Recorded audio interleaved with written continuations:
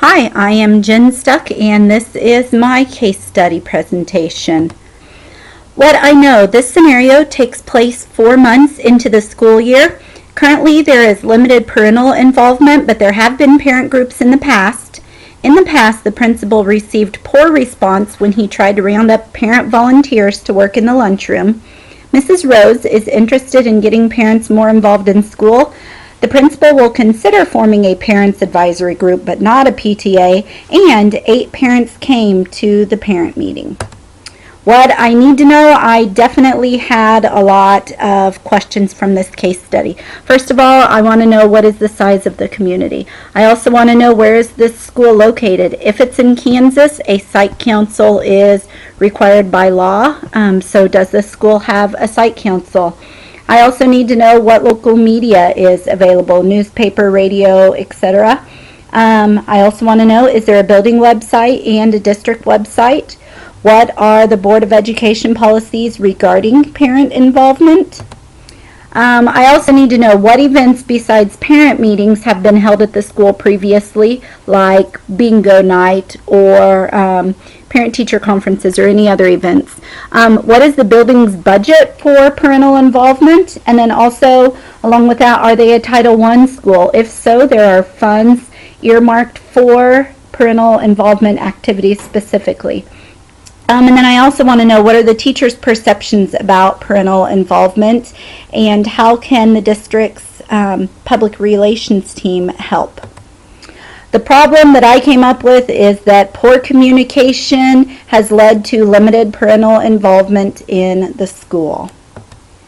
And this quote I thought was pretty powerful. Rather than being the disinterested, apathetic people that school leaders sometimes imagine, parents are vitally interested in their children's education. They are unsure of what they are supposed to do, but pretty sure that they're not always wanted, welcomed, or listened to. Plan of action and strategies. As far as right away, I said the first thing that they need to do is go ahead and hold the parent meeting with the parents who came. Also, with these parents, discuss the strengths of the school and areas for improvement in regards to parent communication. I think they need to ask these parents for suggestions on improving relationship with parents, and then take note of these. Listen to what the parents are actually telling them. Also, find out what activities parents would be interested in helping with. Continuing the plan of action and strategies, they need to find out the best time for parents to meet. They need to start tentative plans for a school-wide parent night, discuss ideas, reading night, bingo night, etc. They also need to discuss community resources available, the best way to communicate their ideas, and more. They also need to build leadership capacity in this group of parents. Let them choose roles they can fulfill for the parent night. Maybe that's making flyers or contacting the media. Find their strengths and capitalize on those. And then also, one thing they need to do is discuss ideas for holding a parent event on a Saturday, as well as your other parent event. Maybe the reason that they haven't had very much participation is maybe their community would do better having it on a Saturday. Okay, and then besides that parent meeting, other plans that need to happen, they need to have a staff meeting. They need to discuss why they think there's a strained relationship with parents, and then ask for ideas for more parental involvement.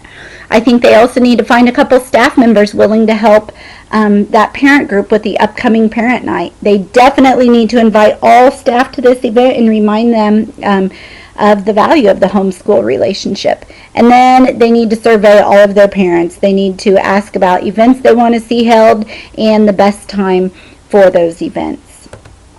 Continuing, they need to find the Board of Education policy manual and read the policies about parental involvement and also communication to make sure that they are adhering to those policies.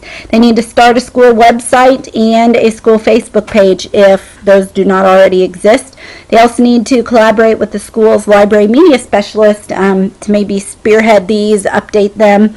They need to contact the district's public relations department and ask for help. That's what they're there for. They also need to find local businesses willing to donate items that can be given away as door prizes at their family event.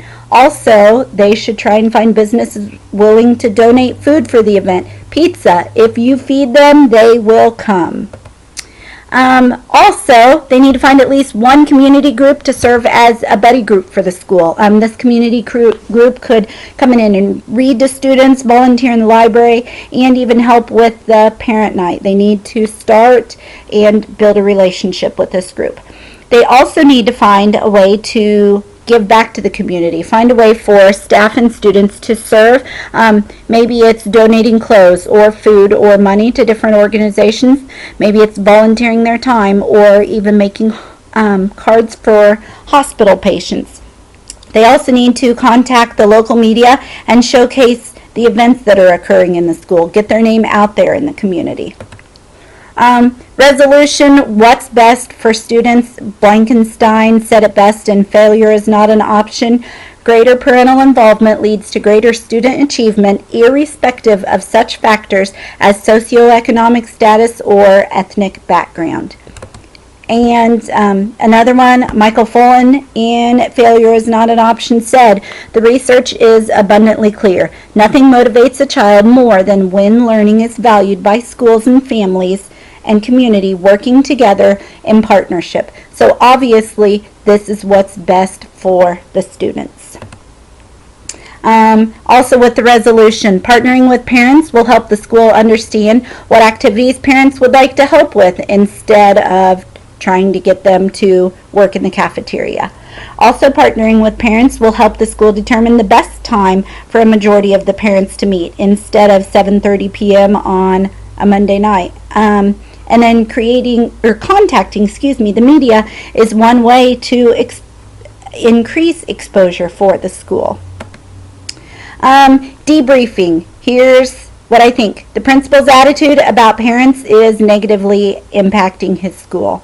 I also think the principal really has no idea how to connect with parents. This was evident when he tried to get parents to volunteer to work in the cafeteria.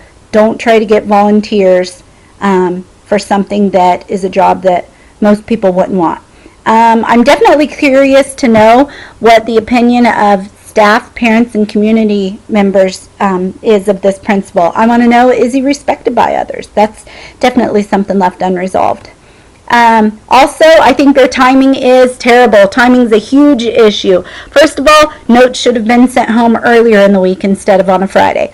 Second of all, the meeting should have never occurred on a Monday. It should have been at least on a Tuesday so that reminders could have been sent home on Monday. And then I think that 7:30 is a poor time to hold a parent meeting since many students go to bed between 8 and 8:30 on school nights. So their timing definitely leaves a lot to be desired.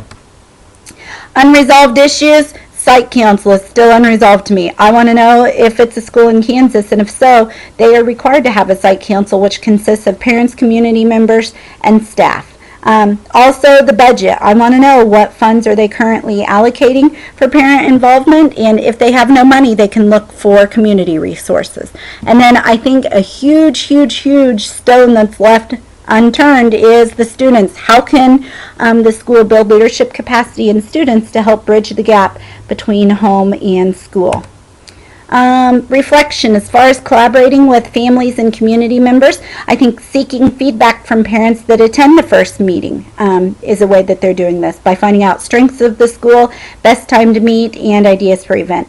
I think also evidence of this is planning a family night and inviting parents, community members, and then the local media. And then I think another thing is better communication by establishing a school website and a school Facebook page. In order to respond to diverse community needs and interests, my evidence of that is communication methods. They need to do notes home to the parents, also a school website, and use social media like Facebook. Further evidence is looking at ways to reach more parents, like trying a parent event on a school night, but also exploring the option of holding an event on Saturday. And then finally, as far as mobilizing community resources, evidence of that from my plan is finding a community group to be buddies with the school, seeking donations for the school's parent event, and then finding ways for the school to give back to the community by either volunteering or donating clothes, money, etc.